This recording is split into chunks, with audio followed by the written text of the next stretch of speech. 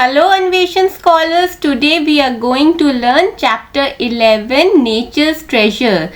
Treasure यानी कि क्या? Treasure यानी कि खजाना. And nature comprises of all aspects of universe that are not made by humans. So the chapter starts with two children visiting their grandmother in Western Ghats, which is a very beautiful place. और Western Ghats में hidden है कुछ treasures. तो ये हम second paragraph पढ़ के find out करने की कोशिश करते हैं कि नेचर के ट्रेजर्स एक्चुअली है क्या. So let us start from here. The pure air is refreshing and the soil is so fertile that it supports a variety of living beings. तो इस लाइन में कौन कौन से treasures hidden है?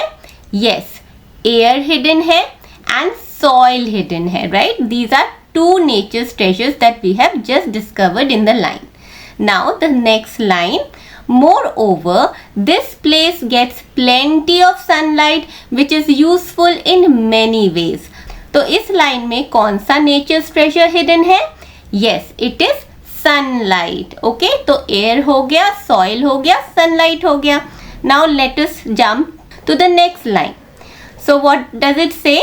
Different varieties of trees provide food and shelter to animals, including various birds and insects. तो यहाँ पे तो बहुत सारे नेचर के ट्रेजर्स आपको मिल गए ट्रीज, आपको मिल गए एनिमल्स इंक्लूडिंग बर्ड्स, इंसेक्ट्स. तो ये सब जो है air, soil, sunlight, trees, the biological aspects, all are nature's treasures. And also in the next paragraph you will see that water is also a very important vital nature treasure.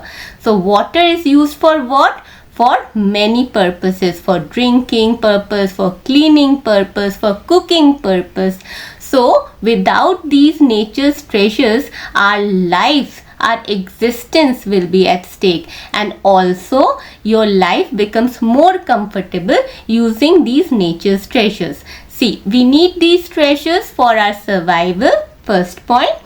Second point, we need these treasures for making our lives more comfortable, and without these treasures what will happen?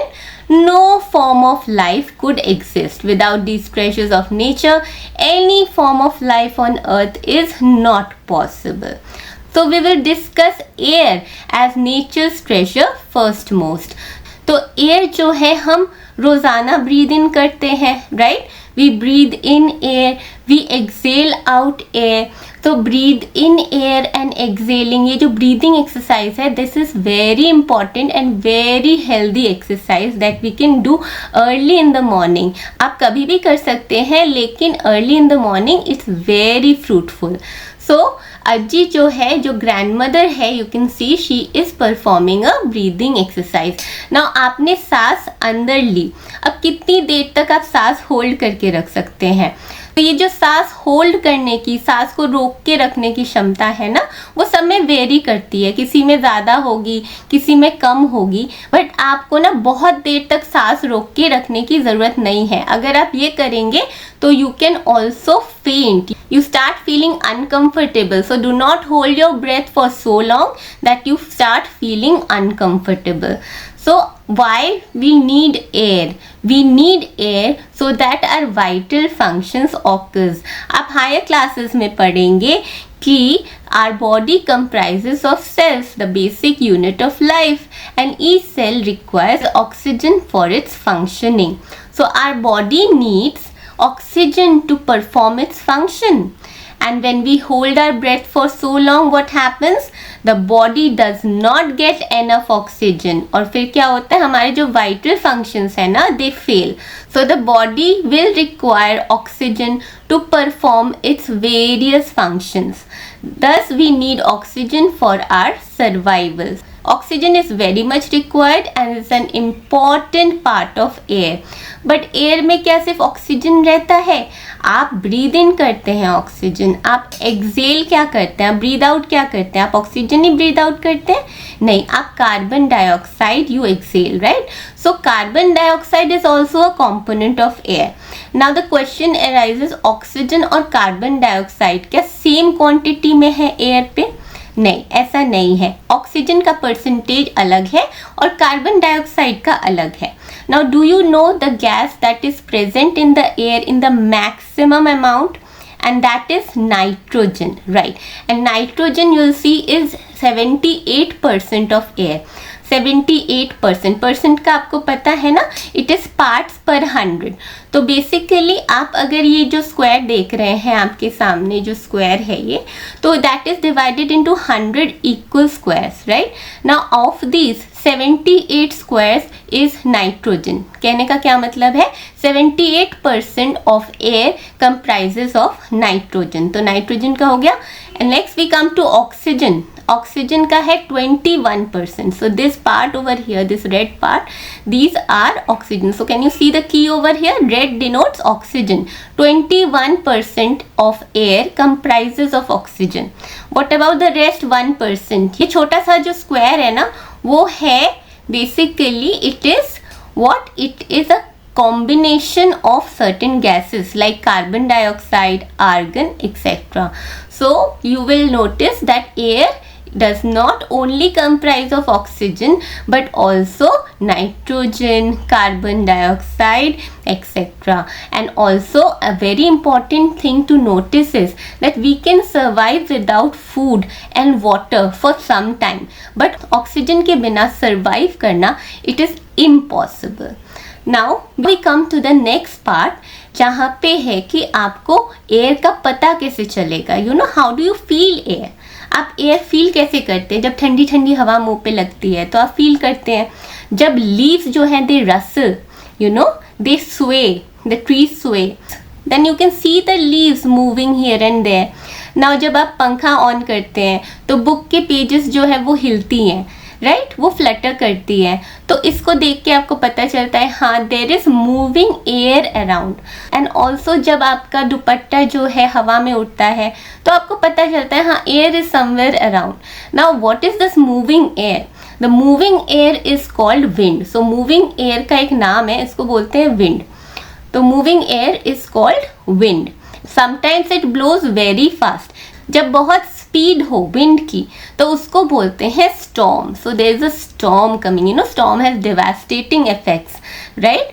And sometimes it blows very gently. हम बोलते हैं कि sea breeze कितना अच्छा लगता है, breeze. So it is like gentle wind. Okay, so breeze is gentle wind. All of you must have some time in your life created a फिरकी, यानी कि पेपर पिनविल। तो फिरकी कैसा होता है दिखने में? फिरकी ऐसा होता है दिखने में। और आपने कभी ना कभी तो फिरकी बनाई होगी या खरीदा होगा, है ना, मार्केट से। तो ये जो फिरकी है इसका जो कंसेप्ट है कि एक सेंटर पॉइंट पे पिन होगा और जो ब्लेड्स हैं पेपर के वो घूमेंगे with the help of the wind. इस कंसेप्ट को यूज करते हुए विंडमिल बनाया गया। सो विंडमिल में भी देखिए एक सेंटर पॉइंट है, राइट? विंडमिल में भी सेंटर पॉइंट है और ये जो 3 ब्लेड्स हैं they move with the help of what? They move with the help of wind. So ये जो विंड है it rotates the blades of the windmill, and what it does is in this process the conversion of energy takes place, और ये energy को use करते हैं to produce electricity and also to run flour mills and to pick up water from the wells. So this is very important, especially when you are harnessing wind energy. Wind energy को harness करके electricity बनता है, इतने सारे mechanical काम होते हैं। तो ये बहुत important है in terms of harnessing energy. ना जैसलमेर में जब मैं घूमने गई थी तब मैंने भी देखा था कि एकदम मतलब एकदम लाइन से विंड मिल्स है। और कहाँ पे है? ऐसी जगह पे है जहाँ पे स्ट्रॉन्ग विंड है, राइट? और बहुत ऊंची ऊंची होती है, ये छोटी नहीं होती। तो वहाँ पे ऊंची जगह पे विंड जो है उसको अच्छे से घुमा पाएंगी ब्लेड्स को, और वहाँ से energy conversion takes place which helps to produce electricity. Now let us go on and move on to the next treasure, which is what? It is water. तो water तो बहुत important है। मैंने पहले ही बताया था आपको कि water किन किन काम में important है। water है important for cleaning purpose, all sorts of cleaning your body, cleaning your clothes, cleaning everything, हाँ, इंडस्ट्रियल पर्पसेस में भी फर्स्ट काम जो होता है क्या होता है इंडस्ट्री में? Cleaning of things, right?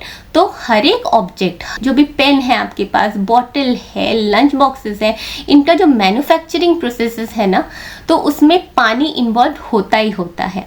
So water is that important. Cleaning हो गया, कुकिंग के पर्पस में काम आता है. कोई भी खाना पानी के बगैर तो बनेगा ही नहीं. And then it is also use for drinking purpose. Drinking का कैसे बोल सकते हैं? बिना पानी पिए हम तो रह ही नहीं सकते, right? So cooking, cleaning, drinking, main purposes of water. So यहाँ पे जो ग्रैंड मदर है आपको दिख रही है, वो क्या कर रही है? ग्रैंड मदर पानी दे रही है पौधों को, और पौधों को पानी देना बहुत इंपॉर्टेंट है. हमने पढ़ा था ना पहले की क्लासेस में कि प्लांट्स के सर्वाइवल के लिए पानी कितना इम्पॉर्टेंट है. Also water is an important criteria to differentiate between living and non living things. तो सीड को जर्मिनेट करने के लिए, इफ़ यू रिमेंबर, एयर की ज़रूरत है. एयर हमने पहले ही पढ़ लिया. एंड ऑल्सो वाटर की ज़रूरत है along with dark conditions for most seeds. तो एयर और वाटर की ज़रूरत तो है ही है. तो अगर पानी नहीं होगा तो प्लांट्स नहीं होंगे. प्लांट्स नहीं होंगे तो क्या होगा बच्चों? प्लांट्स नहीं होंगे तो ऑक्सीजन कहाँ से मिलेगा? प्लांट्स अपने खाना बनाने की प्रोसेस से, फोटोसिंथेसिस से ऑक्सीजन प्रोड्यूस करती है, और वही तो हम ब्रीथ करते हैं. And oxygen we have just read is so important for our survival, right? So water is important for drinking, for cooking, bathing, washing and cleaning, and also for all industrial purposes and agricultural purposes for growing crops. Now the question arises, the vital question arises कि हमारा जो earth है that is 2/3 covered with water, then why are we shouting for saving water? क्यों इतना होड़ मचा है कि सेव करो पानी, सेव करो पानी? क्यों भाई? इम्पॉर्टेंट है ये जानना कि सेव करना है पानी को, क्योंकि most of the water that is present on the earth is not suitable for a daily use. तो हमें क्या चाहिए? हमें चाहिए fresh water that comprises of only about 1%. तो 70% में से सिर्फ 1% जो है वो यूजेबल वाटर है. तो हमारा जो फ्रेश वाटर के सोर्सेज हैं वो बहुत लिमिटेड है, और इसी वजह से, क्योंकि लिमिटेशन है, इसी वजह से हमें वाटर को सेव करना बहुत ज़रूरी हो जाता है. देखिए, water covers about 2/3 of the earth surface, and but most of the water is found in ocean and seas. और सीज का आपको पता है, सी का पानी कैसा होता है, ओशन का पानी कैसा होता है? सॉल्टी होता है ना. तो सॉल्टी वाटर को हम ना ही अपने यूज़ के लिए, ना ही इंडस्ट्रियल यूज़ के लिए यूज़ कर सकते हैं, right? So this is saline or salty, and the saline water is not fit for domestic agriculture and industrial use. So we need what? We need fresh water, जो कि ice sheets, snow, river, lakes on the surface of earth and underground है. And it comprises of what? Only about 1%. और इसको save करना बहुत important है. क्यों? क्योंकि हमारे रिसोर्सेज लिमिटेड है. So we should save it, right? अच्छा, अब एक क्वेश्चन आ जाता है कि हम वाटर को सेव कैसे करें. हमने तो कहा, मैम ने तो कह दिया कि सेव करना है. कैसे सेव करें? ऐसे सेव करना है ना कि मिसयूज़ को बंद करना है.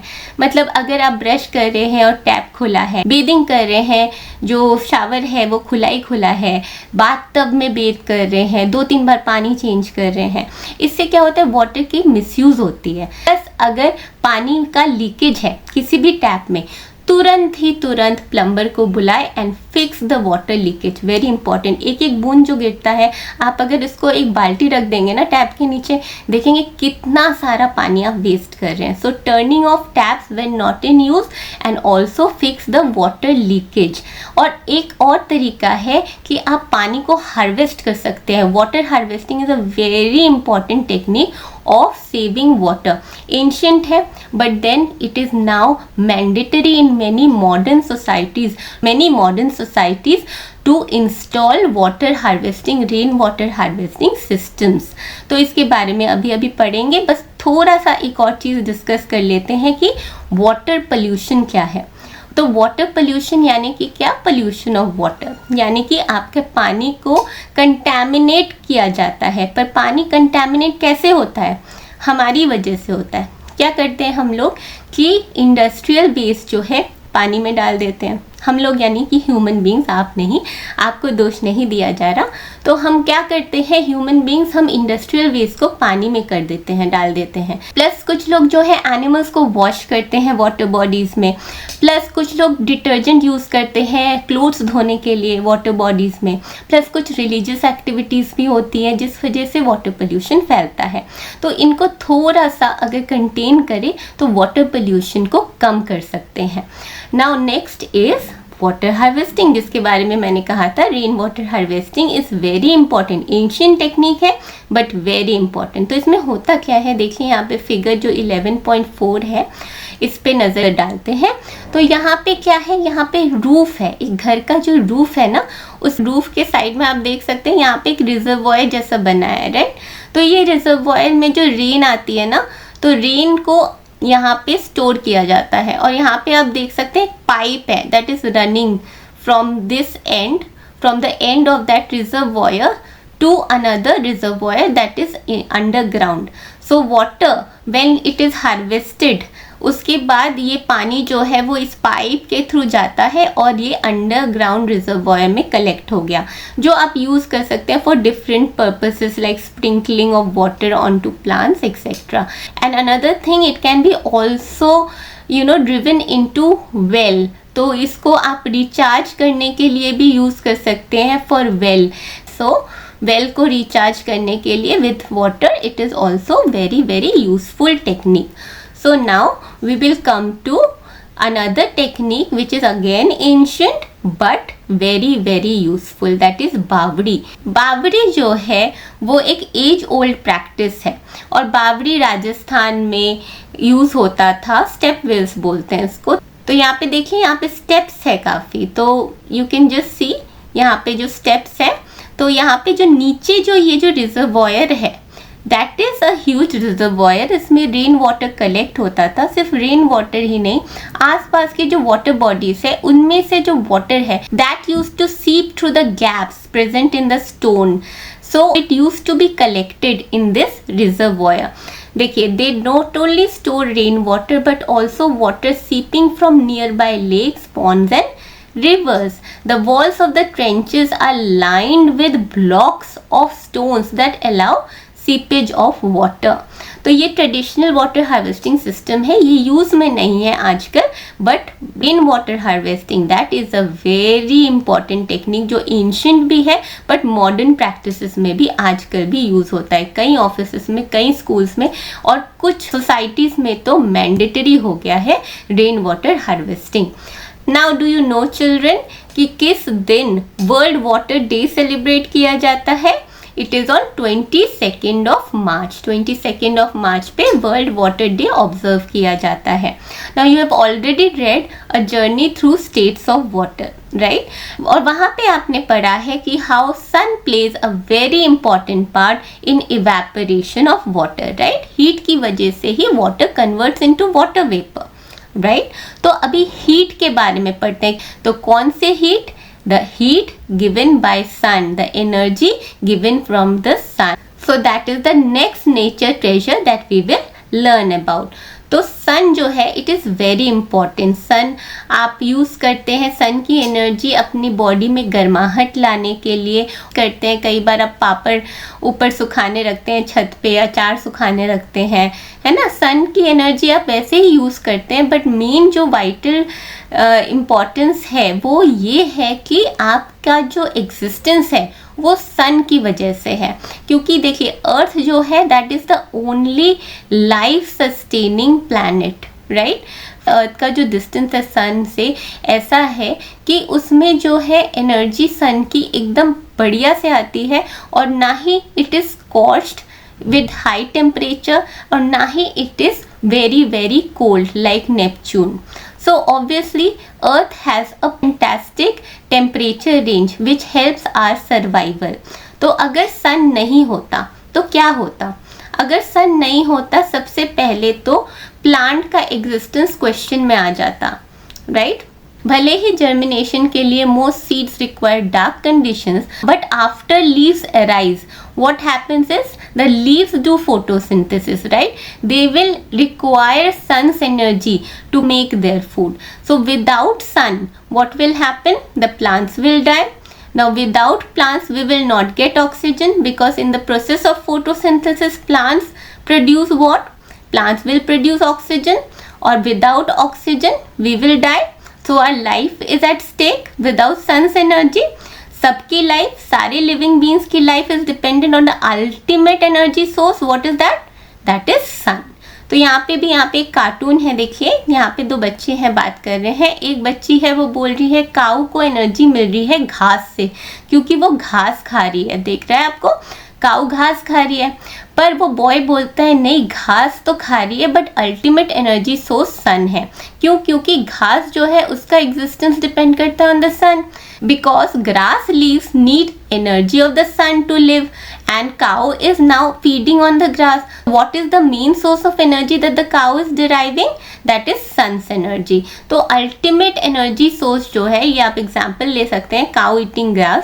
ये example आप mention कर सकते हैं. अगर ऐसा question आए ना, how can you say that ultimate source of energy is sun? तो आप ये example दे सकते हैं. So we use heat and light from the sun for various purposes, right? Now we will discuss about solar panels. देखिए solar panels जो है वो काफ़ी यूज़ में है ऑफिसेस में खासकर. देखिए सोलर पैनल्स का जो है सिस्टम, पूरा आपको डिटेल्स में नहीं जाना, आपको बस ये जानना है कि सोलर एनर्जी जो है ट्रैप्ड होती है with the help of solar panels, और वहाँ पे भी एनर्जी ट्रांसफॉर्मेशन होती है. Solar energy is converted into electricity, and through that पूरे जो ऑफिसेस की लाइट्स है, फैंस है, वो सब चलती हैं. और ये सोलर पैनल्स आपने बहुत बार नोटिस की होंगी स्ट्रीट लाइट्स में. तो स्ट्रीट लाइट्स जो है उसमें सोलर पैनल्स रहेंगी तो क्या होगा? पूरा दिन सन की एनर्जी जो है सोलर पैनल्स लेगा, and it will harness the energy and it will transform into electricity. तो वो electricity that will be used to giving off light at night, right? So the solar panels capture the sun's energy and produce electricity. So energy from the sun can also be directly used for cooking in solar cooker and for heating water in solar water heater. तो ये energy को harness कर सकते हैं solar panels के through, and then we can use it for cooking purpose and also for water heating purpose. So we cannot imagine life on earth without the sun, right? हमने पहले ही discuss किया था क्या होगा? Our life's existence, our own existence will be at stake because sun is the main source of energy on earth, and plants get energy from the sun and produce food. और animals क्या करते हैं? Animals eat plants and they grow. Now we get food from both plants and animals. So this cycle on earth is possible only due to sun. Very very important paragraph. इससे question आ सकते हैं कि how is sun the main energy source? Also what will happen if sun is not there? So these questions can be asked in your exams. So this is it from me, students. Any doubt, any query, do contact me at datta.anveshabiotech@gmail.com. Happy learning, students. Bye bye.